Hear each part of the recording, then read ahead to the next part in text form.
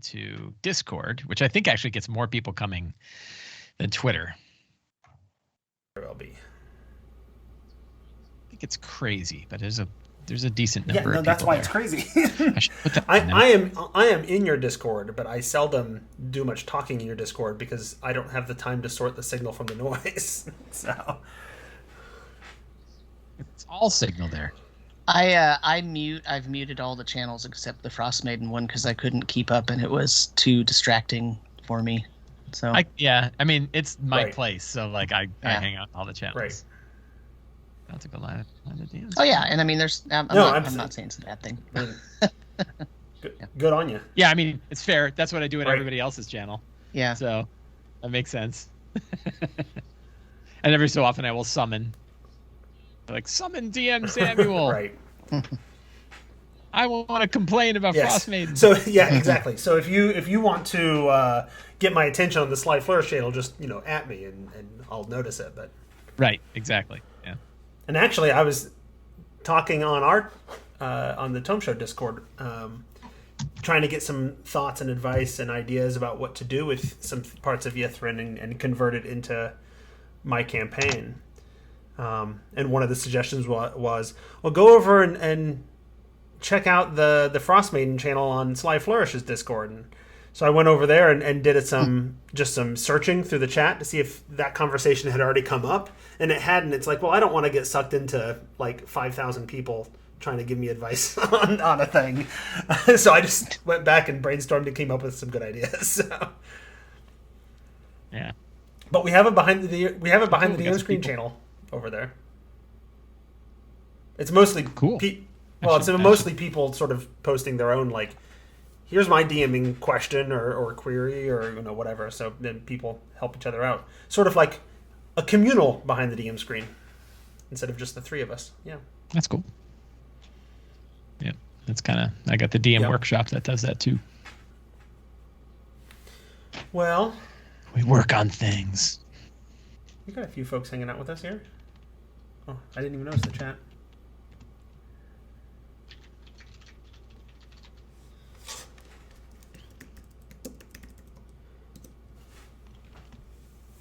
So I will do like I did last time and hold up the timer just on occasion, so we sort of know where our time is, and then, as usual, ignore it as we see fit.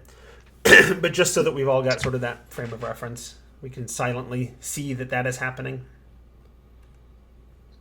All right. Cool. I suppose I could start Let's recording do it. then. We are recording. So say hi to Sam. Hi, Sam. Did you just hit record and Yes. start coughing? Yep, he sure did. Awesome. There's usually a good 30 seconds to 2 minutes of stuff at the beginning to cut out anyway. So. All right, shall we? I'm gonna cough again.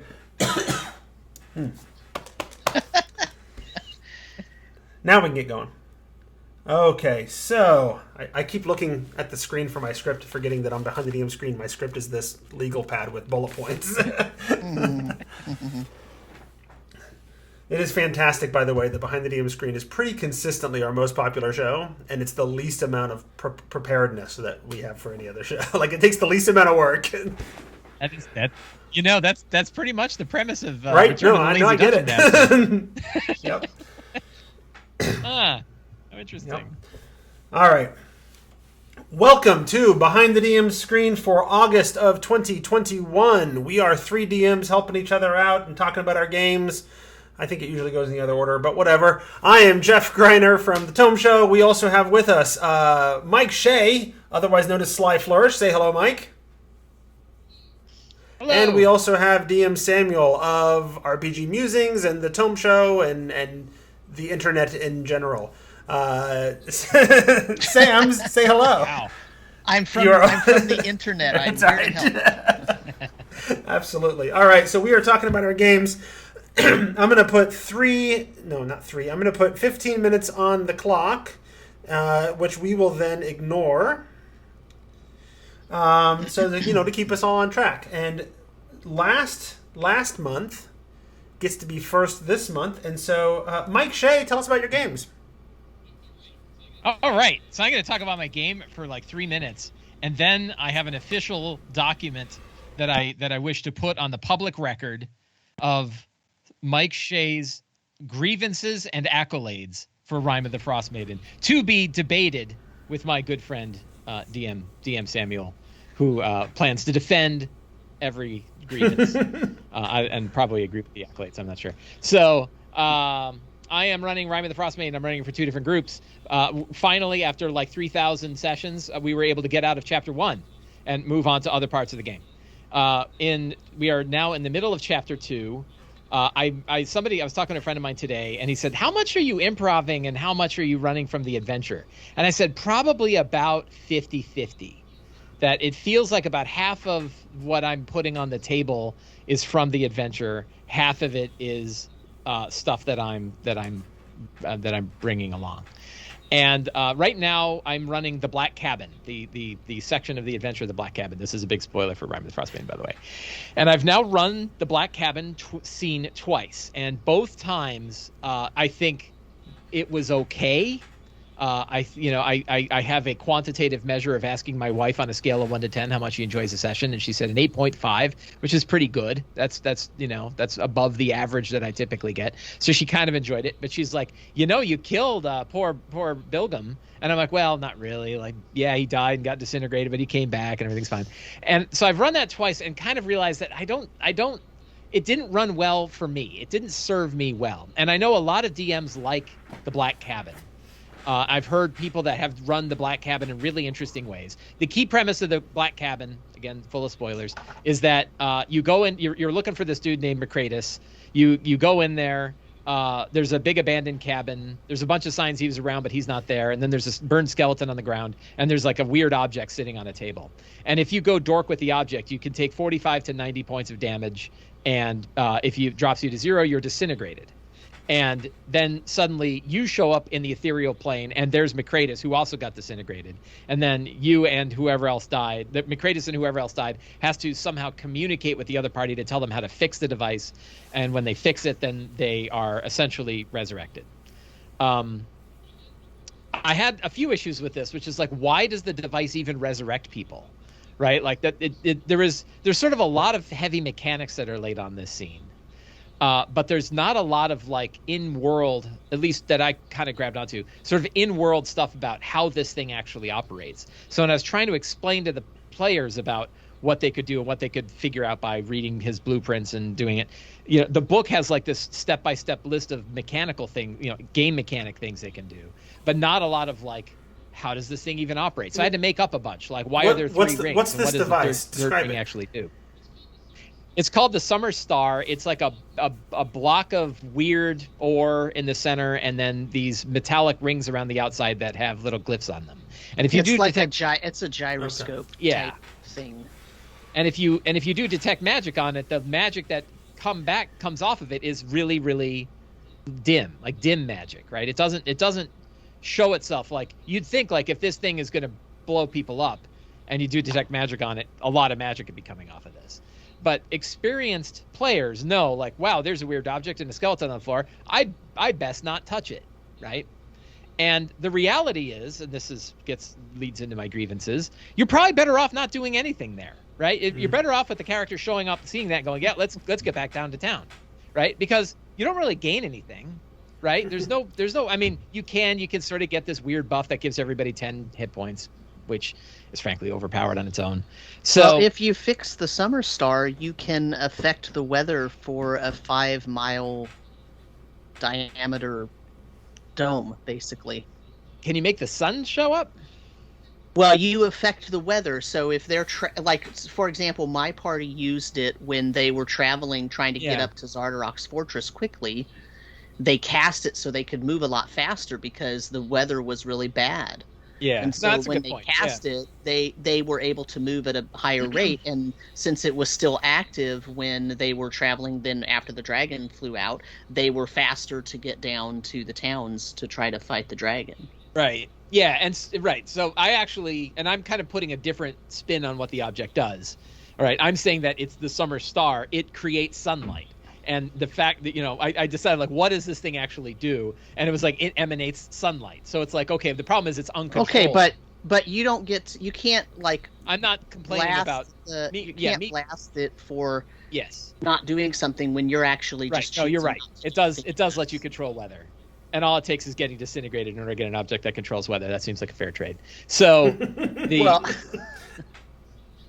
so... I didn't say that part was good. I just said... yeah, anyway. So the weird bit about the scene is, like, sure, there's an object, and with a single fail, with pretty much even a successful save, like the character that picked it up successfully saved, took 45 damage, only had 43 hit points, it was still disintegrated even on a save. So it's a lethal thing, even if you potentially lethal even if you save. But then it's like, well, so it gives this shock factor of, hey, you just got a character disintegrated. But then kind of also weasels out by saying, well, if you fix this thing, they can be resurrected and then they're fine. And it was a little, it's kind of like there's not really a threat, but there's like this shock value threat, right? It's weird of them to make something that's really hard and really dangerous and then kind of back way off on it. And then, by the way, you get everybody gets like free hit points at the end, right? And so this led running this and playing out this scene. And yeah, you're right, Sam. Like, so yeah, the object update does something. If you go through this, you get clear benefits. And my changing it is obvious. I'm not complaining about the things that I changed, obviously. But yeah, I looked at it and said, okay, I want the summer star to have to be a key, right? I want it to be an important thing that ties to the rest of the story. And so in my story, the caves of hunger are completely frozen over. There's like tiny little cracks that Tech Lely, the vampire gnoll, and his vampire kobolds can like turn into sturges and fly through. But no one else can get in there. And the characters know this. But now they've got a thing that can create sunlight. They can activate it there, and it will melt the whole icy wall and get them into the Caves of Hunger.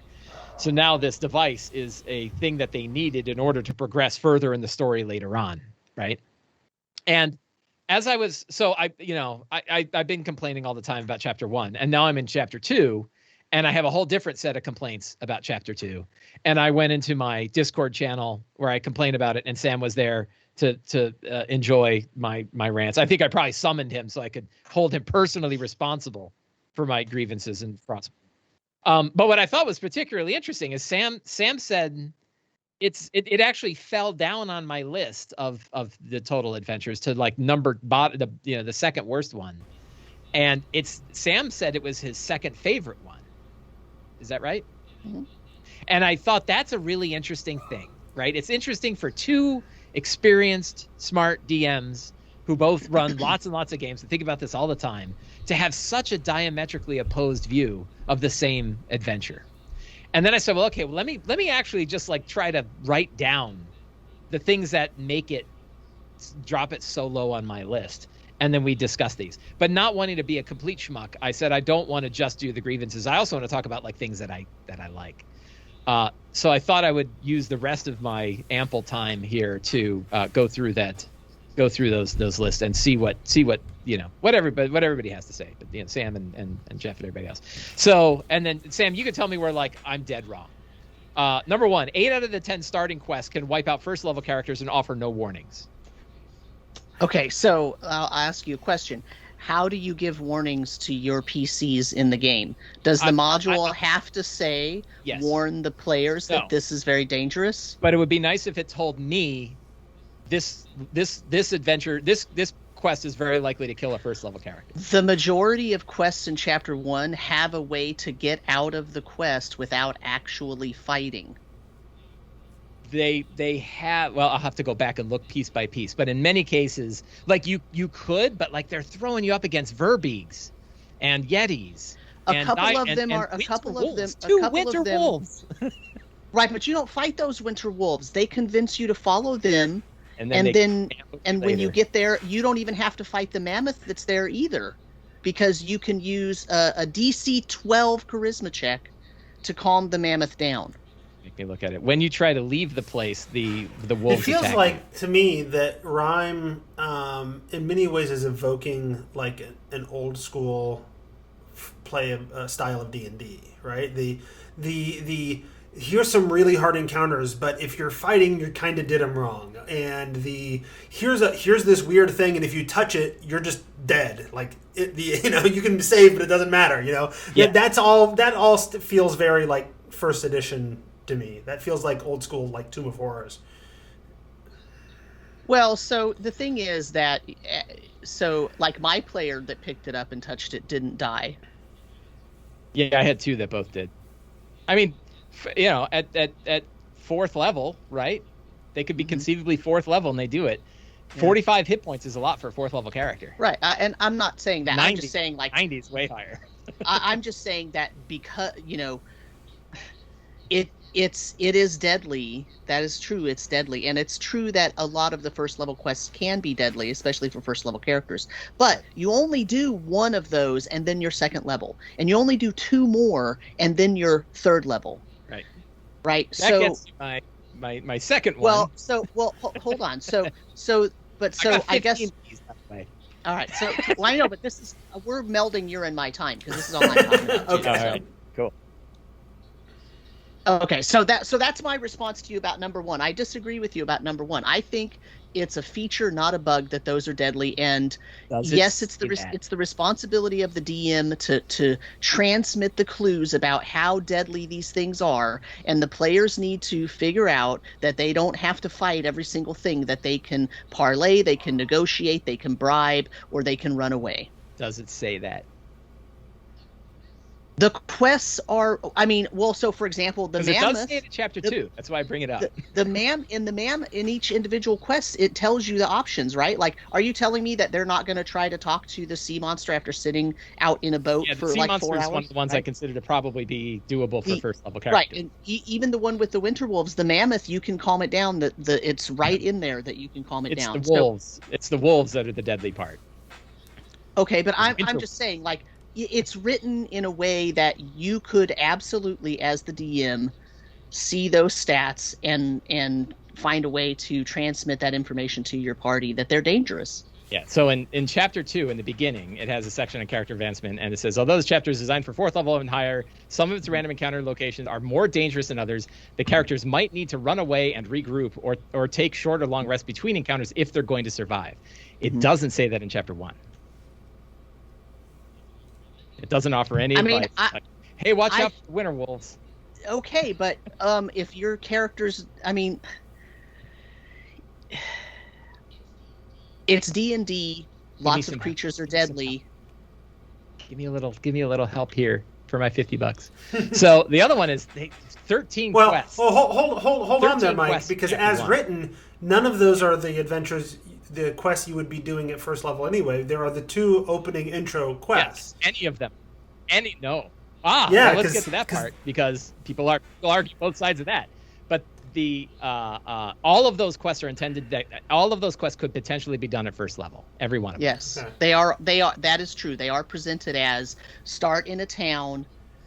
It tells you when you run the first chapter to have Hlyn the bodyguard give them the cold open, or to have the Chwinga cold open with what is her name, Danica or whatever. Give them the cold open, and also expect that they're going to do the starting quest in whatever town you're in. So whichever one they decide to do first, whether it's the cold open quest or so it depends on what town you put them in. That is true. I gotta move that one up somewhere. I've got that one. Most of my memory from chapter 1 was playtesting it, and things have. What you're told to do in a playtest is different than how the book actually read sometimes. So, yeah, I do. Right. So, chapter 1 is also enormous for considering. Wait, you skipped number 2. I switched them because we were switching part of our conversation. So I switched 2 and 3. You want me to do 3? I'll do the other one. I'll no, I don't care. It doesn't matter. So most of chapter 2. Oh my God, 45 seconds. Most of Chapter 2 locations have no connection, no purpose, and no useful reward. The book offers no guidance for tying any of these locations to any sort of central plot. Okay, by the time you get to Chapter 2, you have been around 10 towns, and you've learned about the people, you've heard a bunch of rumors.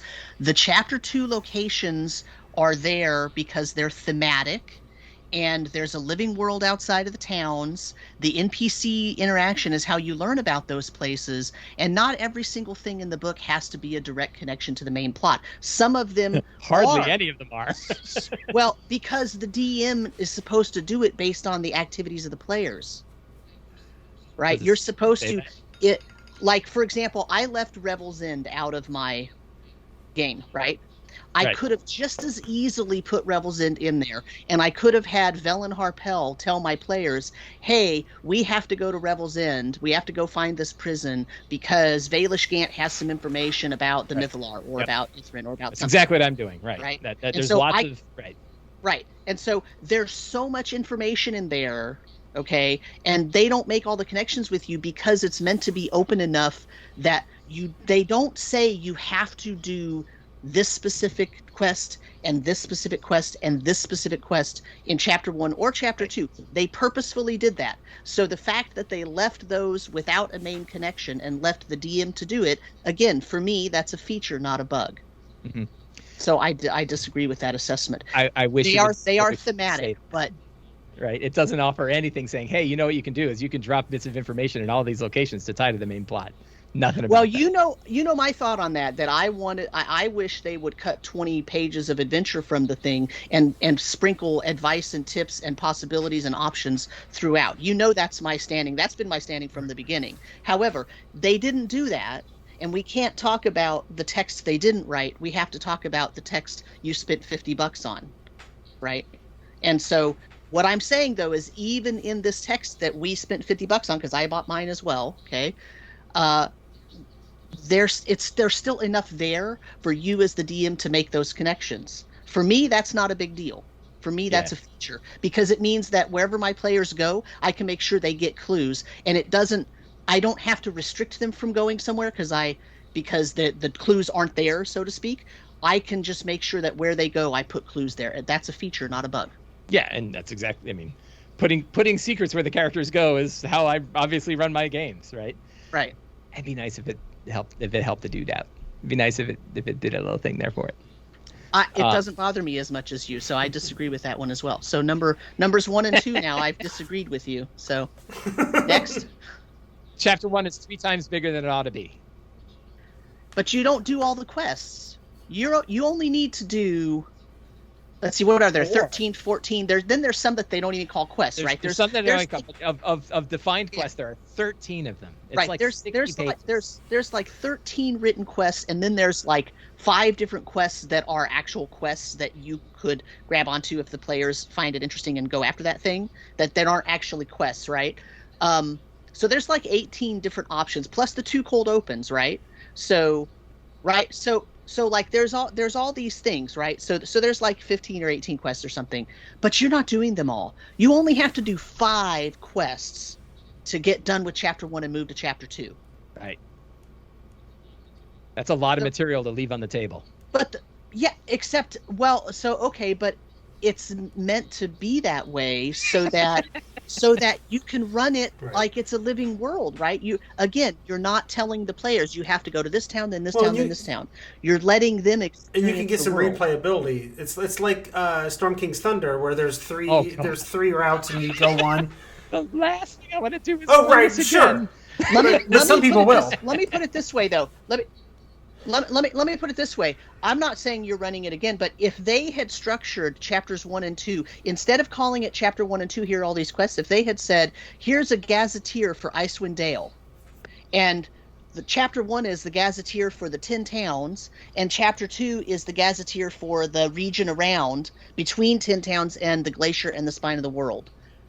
If they structured as a Gazetteer and they did it like they did Dragon Heist and said, hey, here's a Gazetteer, if you have them do 5 quests around 10 towns, you can level them up, do a quest and level them up, and then do 2 more and level them up, and do 3 more and level them up, and now you can go to chapter 2 and do the check out the Gazetteer for the region of Icewind Dale, and then they can do 5 quests in there, and now you level them up again, and now they're ready for the rest of the adventure. If they had structured it like a Gazetteer or an Enchiridion or whatever they've called them in past products, would that make a difference to you? I think the difference would be that they could probably take quote unquote adventures like Toil and Trouble, and turn it into 2 paragraphs of text, right? And that would be the equivalent of a gazetteer. Give me enough to say there's a hag that's been hanging around East Haven for a while, and she kidnapped some fishermen and she ate them, right? And, and the town folk are wondering where they are. Okay, but so when you give me like a whole map, right? Like think about the money that it takes to make these maps that I'm not going to use. But the point still stands though. What if they took the gazetteer portions the way you're talking about, and they made that chapter 1, and then chapter 2 was, by the way, here's some more structured quests if you want to use these, right? You can fit these in. And but the first chapter is a gazetteer of the region and of the towns, and there you go. Because essentially that's what they've done. It's just that they didn't call it that. Well, but it's too much material for that, right? Like a gazetteer doesn't have individual maps for every location. No, but for a bunch of ones I'm not going to use. Right, but okay, so there's a gazetteer for Baldur's Gate in Avernus, right. And there's one for like Water. Dungeon maps? Did you go to every building in Waterdeep? How many dungeon maps are in those Enchiridions? Well, right, I don't know. None. Zero. I'm just saying, like, a gazetteer doesn't just have the information you use; it's like a little mini setting guide. That's basically what I'm hearing Sam describe is basically he's comparing it to the chapter where you do all the faction quests in Dragon Heist. But I think the point Mike is making is that on those it was like, here's a table, and in this single half-page table, here's 10 quests, and that's all the information we got. They didn't put together maps, and they didn't flesh it out. Defending it by talking about Chapter 2 of Dragon Heist doesn't work, because Chapter 2 of Dragon Heist is also I'm not. I just used it as an example because I know it does some kind of questing. Talking about it compared to the Waterdeep Enchiridion, right? That back chapter that talks about all of it. And the Baldur's Gate description that's in Descent in Avernus. Like, my wife makes the same point. Like, what if this was a setting book and not an adventure? How do we feel then? But the answer is it's an adventure because it has a plot. It has the Endless Night. It has Auril walking around. It's got Duergar that are going to attack the city. It's got the other the adventures, they both have plots. Dragon Heist and Descent both have plots too. Right. Yeah, and if they had so if they had said, hey, we're going to have descriptions of each of the 10 towns, but here's the beginning of the adventure, and here's and run it like my favorite adventure, which they ran at the same time, and that they often compare it to Dragon of Icespire Peak, and say, here are 3 quests you get at first level. Once they do 2, you dump the 3rd, and you offer the next set of 3 quests. If they had broken it out that way, I'd actually be able to use more of the material they've got. The characters would still have choices about the direction they can go. And more importantly, I would have guidance about which adventures I should offer when. Instead of, I don't know, here's 13, you figure it out. Which is kind of what... I'm just saying, like, I think... Yeah, anyway, we can move on to the next one. I think we're a good 10 minutes past Mike's time. Should I start Sam's time? Okay. Yeah, let me take a quick break then, while we wait to hear more of Mike's gripes. To let you know about our sponsor, Gaulder's Gazetteer. They have advanced rules that you can plug right into your D&D game, and all kinds of stuff, adventures and subclass options and all kinds of stuff to support those advanced rules. All the proceeds from it go to fight cancer through cancer research, because of the story around that. And there will be links at the tomeshow.com in the show notes, sort of showing where you can get it and where you can find out more about the story of why this is going to cancer research. All right, that is the sponsor bit. I'm going to start the 15 minutes for Sam's time so we can continue to hear Mike's rant. All right, Mike, what's your next one? The town speakers are murdering their own citizens, which makes me not want to help them. Okay, I wrote an entire blog post about that. Yep, but how is it in the book? Did you write a blog post because you like it? No, I wrote a blog post explaining to people why it makes sense, or why somebody who's a lawful good speaker would be okay with murdering their citizens, with allowing a sacrifice. Because okay, it's a whole blog post. I'm not going to read it on air, but like, there are reasons for the speakers, even though they are supposedly of good alignments, to support trying to appease an evil god in a world where the gods actually have manifestations and activities on the planet with the people. They see her flying around casting the spell to make them in an everlasting winter. And if possible, if they do a lottery and sacrifice people, the good of the many outweighs the good of the one. They are, yes, sacrifice is horrible. They're not happy about it, but they're doing what they feel is necessary to try to allow most of their people to survive. Does it work? No. How long do they have to sacrifice people before they realize their sacrifices aren't doing anything? I don't know. Being smart people.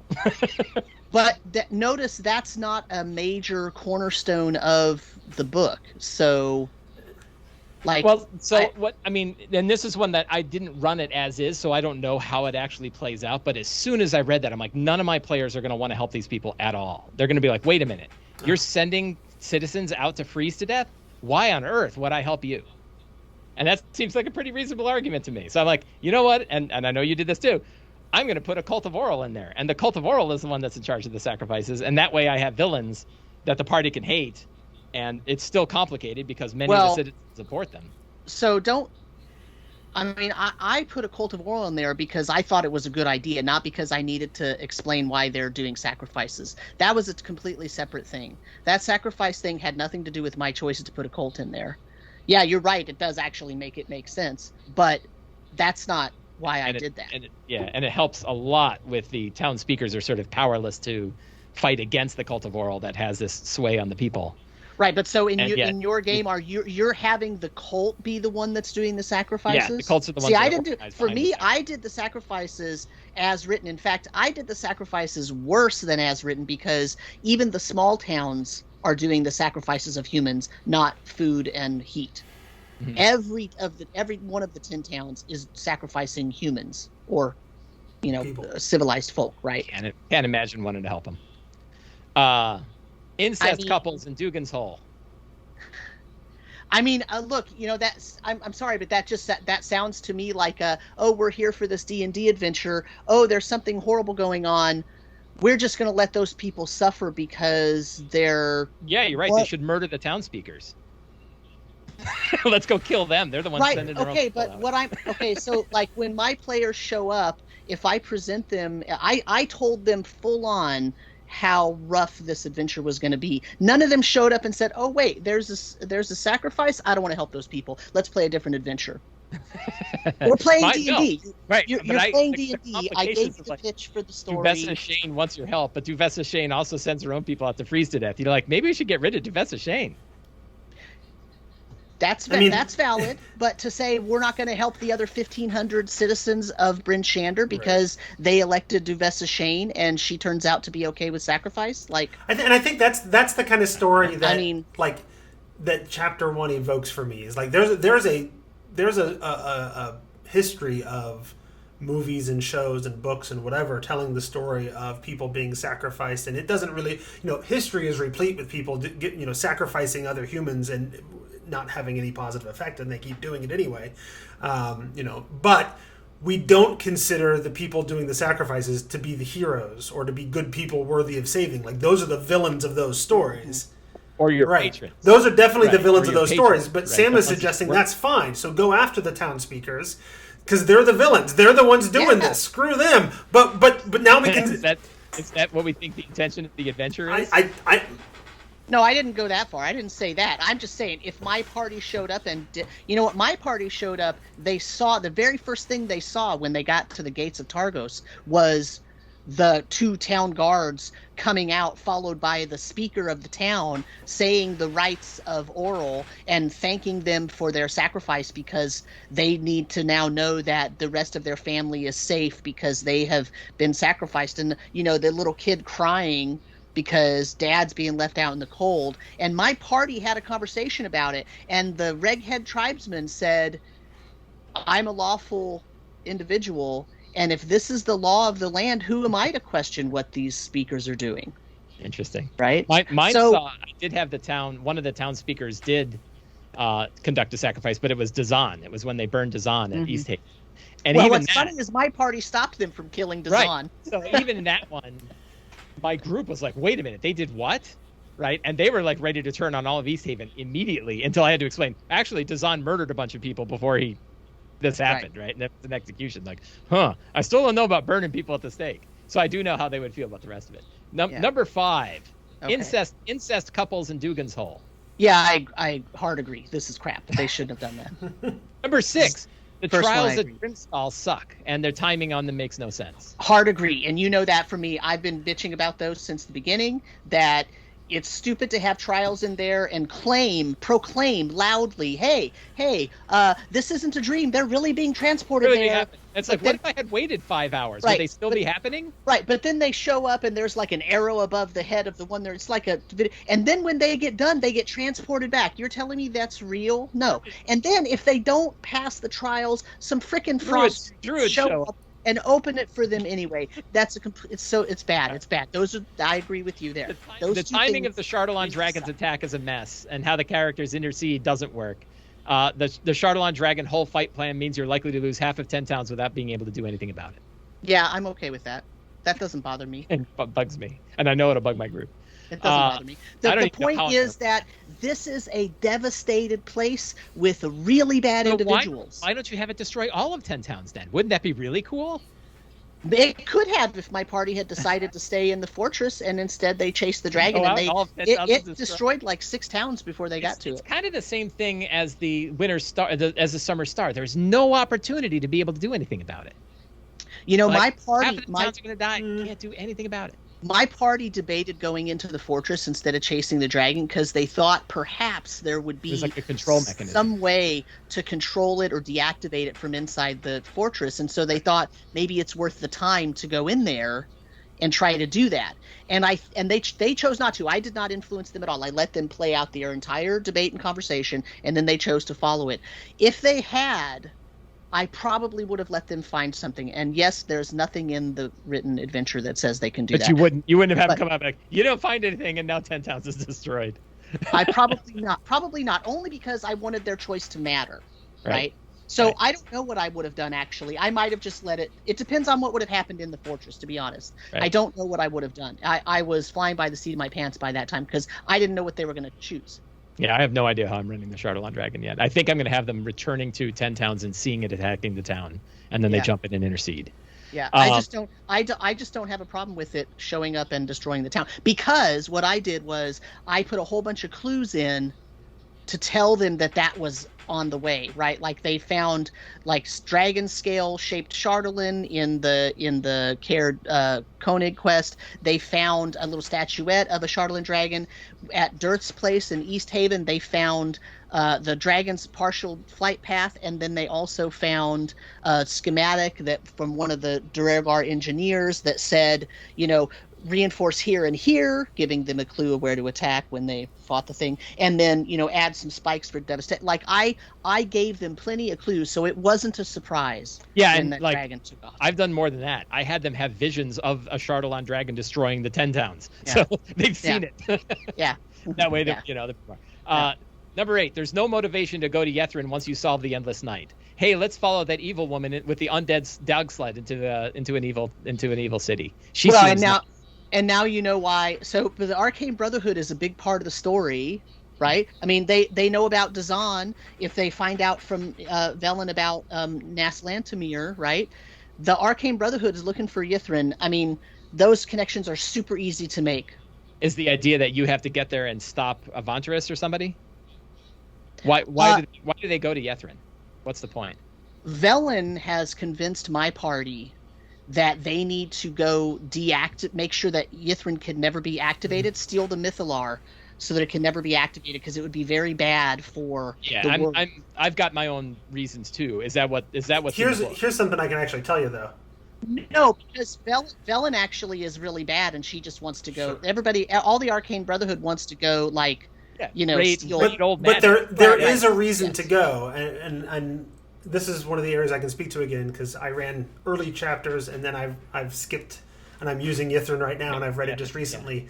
Yeah. As written, if you can restore Yithrin to flight and you can use its weather controlling abilities, you can end the endless winter in Icewind Dale using the weather controlling abilities of the city. So it's a way of stopping Aurel's curse, without having to kill a god. Without having to fight her, without having to do anything with her. But you don't know that, right? You wouldn't know that. I don't recall the book like this concern was like my biggest issue when I first did my first impression review. Right. So I don't think there's any hint of that early on, but it's in that chapter where it talks about that the city is actually capable of fixing Icewind Dale. Sure, right. There are things there, and this is why my biggest advice, and in my last blog post I said you have to read, if you want to run this adventure, you have to read the whole book, because you have to pull those clues out and give them to the players through the NPCs. Because if you don't, everything seems like a surprise, right? Yeah. So let's move on, because Mike's. You can solve the endless night by killing a rock. I agree. That's because a god can't get around that. I don't appreciate how they did that, because she apparently can't fly without the rock. I think that's stupid. But it doesn't kill her. So if you kill the rock and she's not gone, that doesn't actually solve the problem, because she can just find another way to keep casting the endless night. But it doesn't say that in the book. I mean, we can make up anything we want, but there's what the book gave us. Right? No, I'm arguing about what the book gave us. Yeah. No, I know we're all smart. We'll all come up with cool ways. On my notes, I wrote, "I agree. This is shit." Oral's a big chunk. Yeah, she's described as, quote unquote, the Frost Maiden is not some demon prince, vampire, lich, beholder, crime lord, or archdevil. She's a god, and a cold-hearted one at that. Who would you rather fight? Wait, hang on. Who would you rather fight at 8th level, Oral or a Sararak? So, I only half agree with this. I only half agree with this, and the reason I half agree with this is, that I only half agree with it is, by the time the party gets to her house and knocks on the door and goes in to fight her, okay, they should not be fully rested, everything's great. They'll have been on her island searching around and finding all kinds of stuff, not getting a good rest, not being fully healed, not having all of their resources, right? And she can be devastating. And are they supposed to meet her at 8th level or 7th? I mean, if you sat Let down... me check the handy flow chart. Flow chart. I didn't even get the flow chart. Flow chart's not even in my argument. 7th level. Okay. So 7th level. If I told you, hey, Sam, I'd like you to write the stat block for Oral, the Frost Maiden, would you come out with one that's challenge rating 11 with 136 hit points? She has 3 stat blocks. and when one is killed, the next one immediately instantaneously arrives.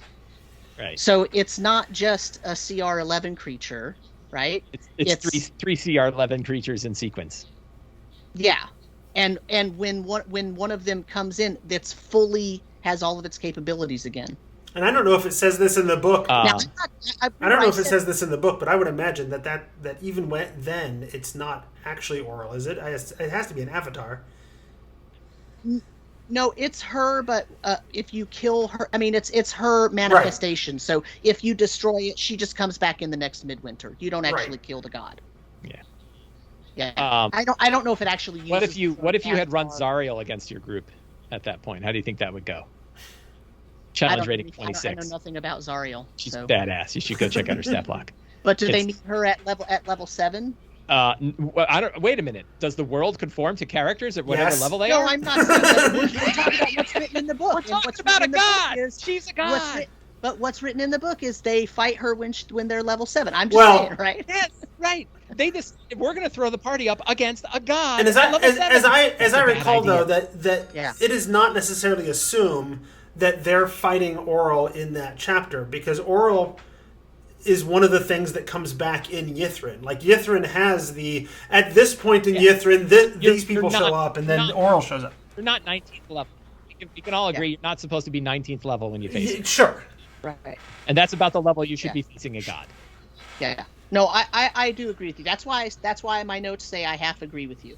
Right. It is poor. It's a poor way to treat a god after saying, "Oh, you're fighting a goddess." Especially after having this big, bold statement at the beginning of the book about what a badass she is, and then she's totally badass. Yeah. Players have no idea what to do when they show up at Sunblight Fortress. Should they chase the dragon or not? You already mentioned that your group didn't know what to do. So I'm going to consider that. But I disagree, because it's okay if they don't know what to do. They had to debate it. They had to come up with ways to solve this problem. That's okay. You're going to have to fix it if they decided to go into the fortress. No, I didn't say that. Remember, I said I don't know what I would have done. I don't know that I would have let them find a way to turn it off. It depends on what would have happened inside the fortress. I don't know. And not fixing it means they'd come out. They would have made the choice to go in to try to look for it. It's not there, and they come out and all of 10 towns is destroyed. Right. Yeah. And I would have done that if that had been my choice. Yeah. That's not trials in Yethrin. We get wizard trials in Yethrin this time. I actually don't know much. But they're not like they're not like the oral trials. The oral trials are BS. They transport people to some place, and then it's totally fake, and then they come back and you're supposed to make sure they know it's not a dream, and then it's resolved anyway. The trials in Ythrin are more like puzzle towers. Yeah. Oh, they're not trials. They're not like the trials of oral. Right. If you don't like them, that's fine. I think they're fine. I think they could even be better, but I think I'm using Where the Machines Wait by Bruce Cordell. The Chardalon Dragon is the size of a giant house and yet has 147 hit points. No, it has 14 D12 plus 50, 60, whatever. Right. Just because it shows the average. Right. So it shows the average. So do you use average hit points for all of your creatures? If this is supposed to be like a chapter ending big bad, you're just going to use the average. Do you use your average hit points for your Lich? I actually think I'm going to be using one of the fantastic layers to do it, because I think it'd be more fun to fight a thing like this from the inside than it would be to fight it as a great big monster. Yeah, and that's fine. That's standard that's standard 5e complaint. Is that the standard 5e complaint is just that it lists average hit points, and the automatic assumption everybody makes is that that's the number of hit points it has, even though it's ridiculous for a unique creature to be. And we also know that the standard 5e complaint is when they made the CR rating tables and all that, they do it assuming no magic items, and we know that that's probably not true, right? So we know there are problems with that, but but the thing is also the Chardalon Dragon as written, if you knock it down a few hit points, it leaves. You're not necessarily supposed to fight it until it dies. Right. It seems, given the build-up, and certainly given the size of the miniature, it would seem like it would be significantly more tough than having an average of 147 hit points. Just like Oral, it's like, well, the party's going to be this level, so what level are you going to make the dragon? It is a prime example of the world is conforming to the level of the characters. Sure. Yes, and I don't like that. If you had written that as one of your complaints, I would wholeheartedly agree with that. Okay. Consider that as what I wrote here. Yeah, right. Consider that my intention. I lost number 15, so I only have 14. Okay, it says avalanche mechanics make no sense. You either avoid them completely or you get crushed. I disagree that they make no sense. That in real life, avalanches are horrible natural disasters. They're extremely deadly to people. The save mechanics within the avalanche and the movement mechanics with the avalanche, they work just fine. They're meant to be super horrible and deadly. You're supposed to avoid them. That's a feature, not a bug. But they as written, if I recall correctly, you either are definitely caught in them, or you're not anywhere near them. Those are your only. No, you get a save to avoid it if you're on the edge. If you're right in the middle, you get caught, as it would be in real life. You're not a superhero that gets to suddenly jump 400 feet across the field of an avalanche if it's coming down directly on you. Now I lost my avalanche rules. You also have one that you skipped about Sefik. Do you want me to read that one too? Yeah, I guess that I stuck it in a different thing, right? Yeah, let's read about Sefik. No guidance. Yeah, that's where I lost my 15th. Yeah, the adventure offers no guidance on when you should face Sefik Kaltro, and he's likely deadly at first level characters. Okay, Hlyn, the person who gives them as written, right? And I didn't do this, but as written, the person who gives them the quest tells them he's very dangerous. Isolate him. Make sure he's the murderer, and then deal with him without involving the authorities. Are you telling me that 4 or 5 first-level PCs can't take out a CR3 creature? I am pretty sure I could kill 50% of the groups I face if I was running him against first-level characters. He does 28 damage. I ran that encounter. For first-level characters. I dropped half the party, but they won. Yeah, I bet you if I was trying, I could wipe out at least half. Stop being such an ass. Also, and remember though that they also. The funny thing is, when I argued they also might not be first level when they meet him, because they could actually do their first quest and then be second level. Right. Yeah, and so I always got two arguments. One was, oh sure, he's not so bad, he could be beat at first level. And two was, you're clearly not supposed to fight him at first level. You're supposed to get it later on in the quest. And I'm like, wow, it doesn't tell me either of those things. Actually, it does. It tells you that Torgas is traveling around, and so he might not be right where they are. And so if they go find him, you can go to the other towns, and it tells you in there when they go into the towns, you give them But then it quest. makes a crappy cold opening quest. Like, if that's your cold open quest that you're supposed to start with, and you don't get to it for 3 or 4 quests down the road, then it's no longer an opening quest. Well, now you know why I changed it, because I thought it was more interesting. I thought there were more interesting things. But if I was going to run it as written, I would actually not hesitate to give it to my first level party. Man, I'd kick the shit out of first level party with that. I mean, I'm just saying. Like, and I was right. Sorry, he does 26 damage a turn, not 28.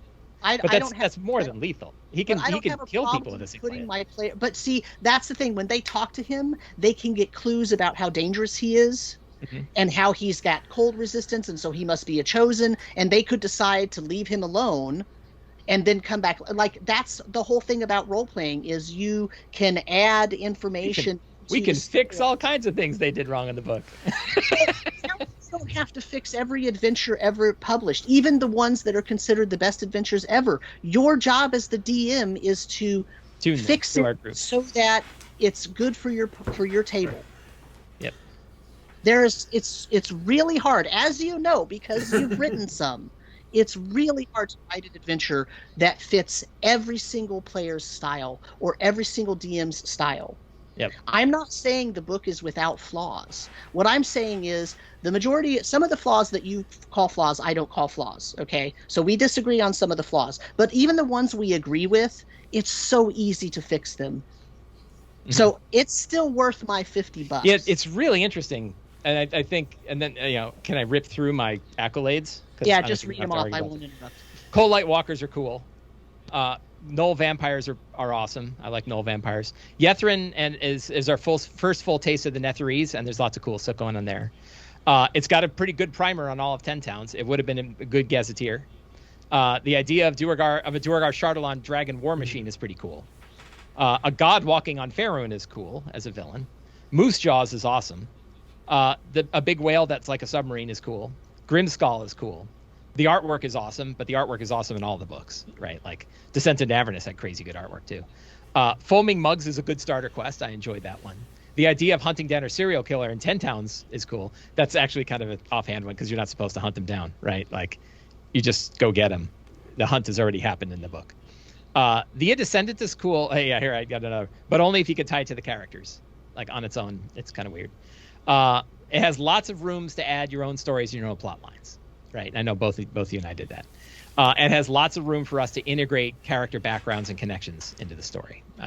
All of those. And things, so I will posit that those last 2 points are exactly the reason why it's written as loose as it is. And all the things that you're saying above that are bad, a lot of them, not all of them, above that you're saying are bad, if they were spelled out the way that you're saying they should be spelled out, you wouldn't be able to say numbers 14 and 15 on your good list, because they would be giving you I don't think that's true. I don't think that's true, because I think a slight change would have been, we expect that you're going to start in Bryn Shander because it has a clear first level quest. However, if you want to start your group at second level, you could start at any other towns. Would have taken one sentence to do and would have made all of chapter 1 better. Mm-hmm.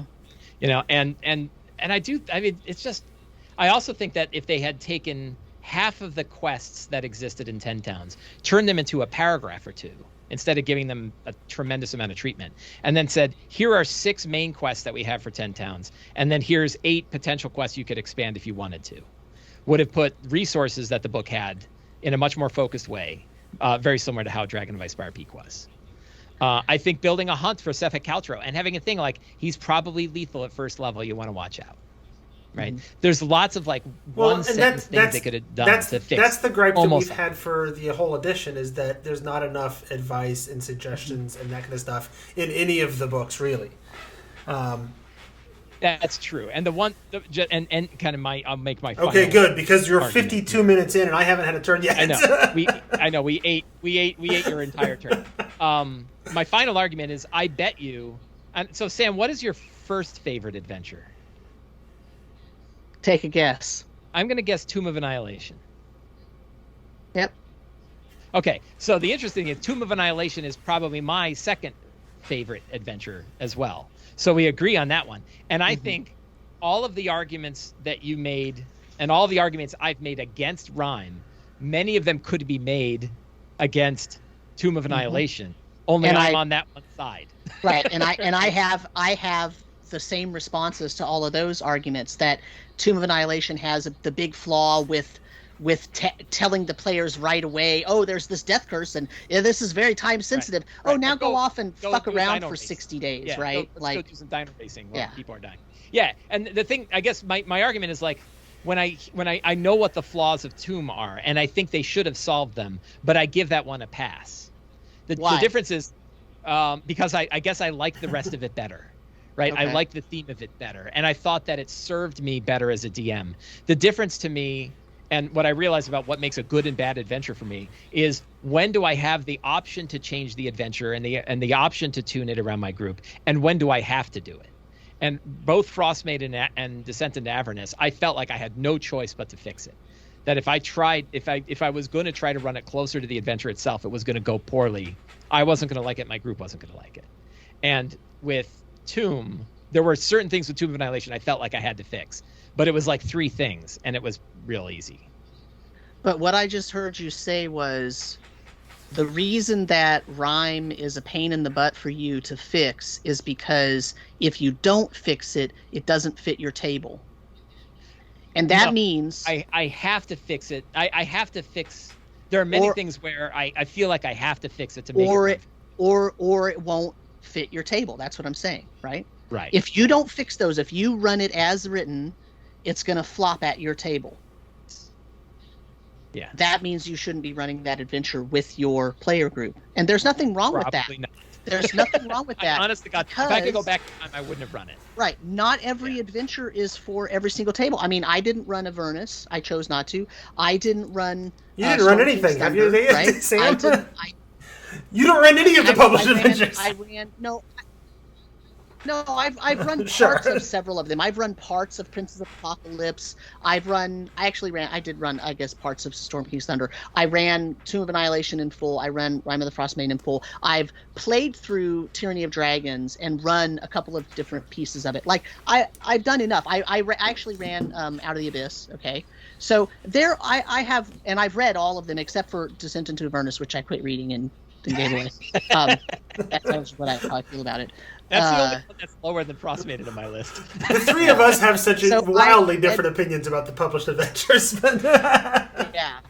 But I guess my point is just because a book or an adventure doesn't fit your table, even like because what I also hear is you feel like you're doing a lot of work to change it and it's still barely fitting, right? It's still barely fitting. I'm fighting every week. Every week I have to do something.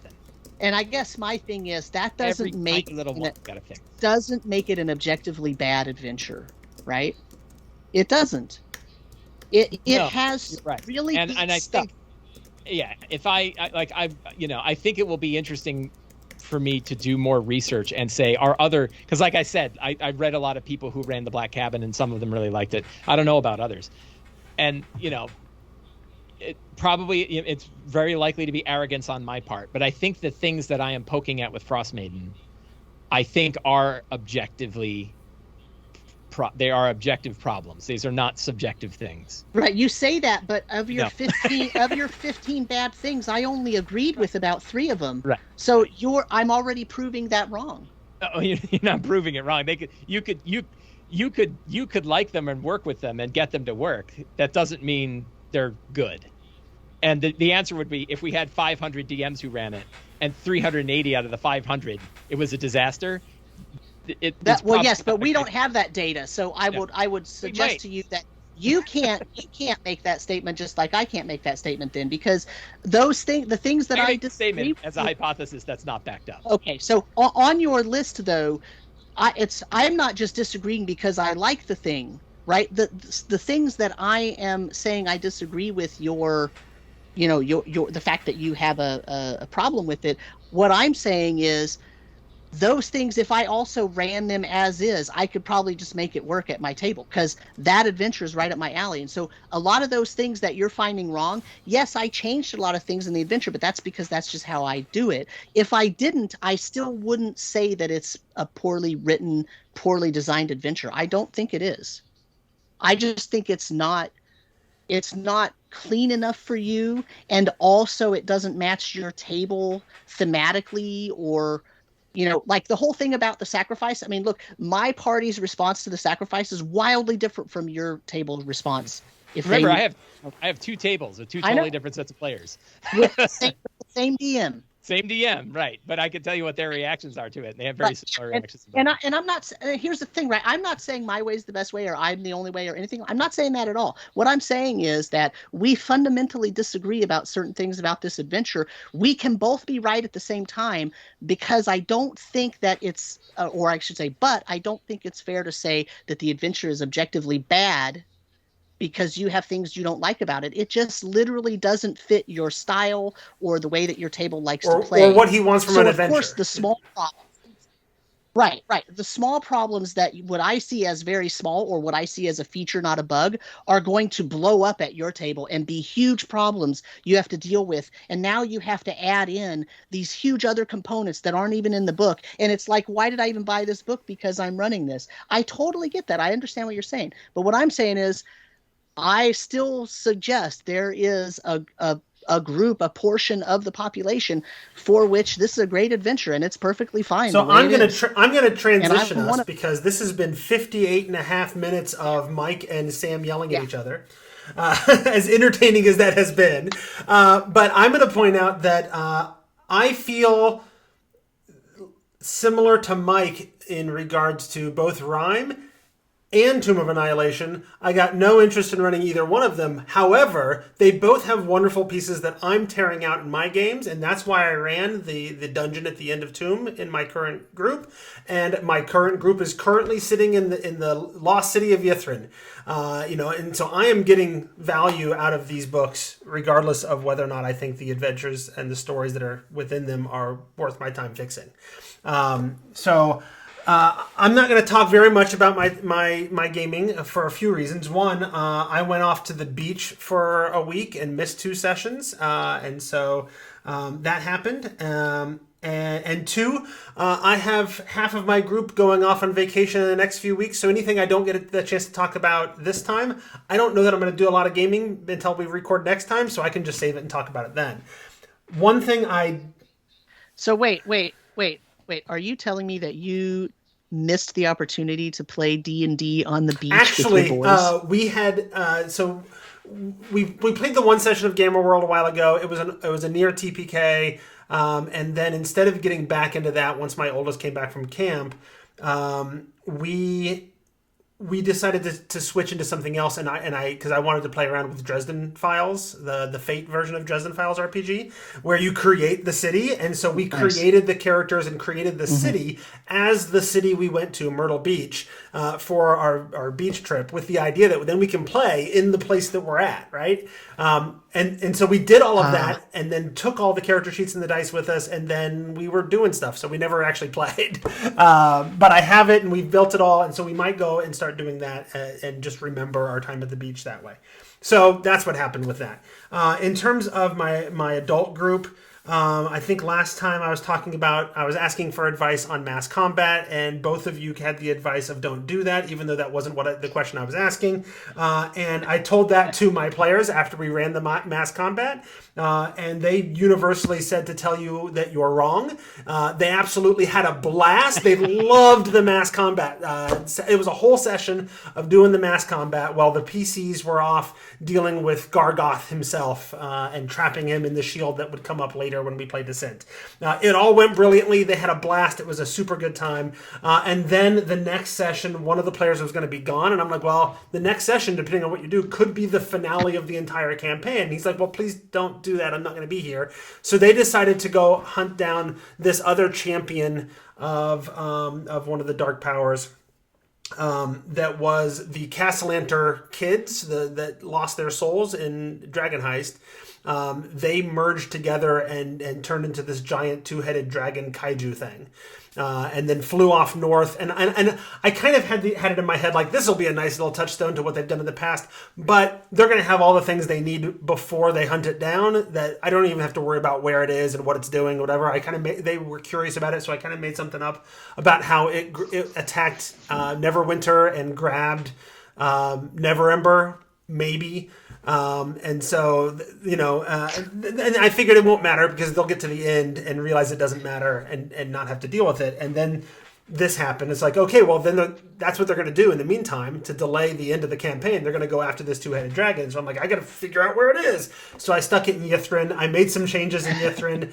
And I can talk about that probably next time. But it's actually going fairly well. The changes I made, I think, fit perfectly with what we're doing. It turned out that it wasn't Neverember. It was one of his body doubles that was grabbed from the wall and kidnapped. And so they found this guy that I had one of them come up with the name. They asked, like, what's his name? And I said, okay, you tell me, pull one of those DM tricks.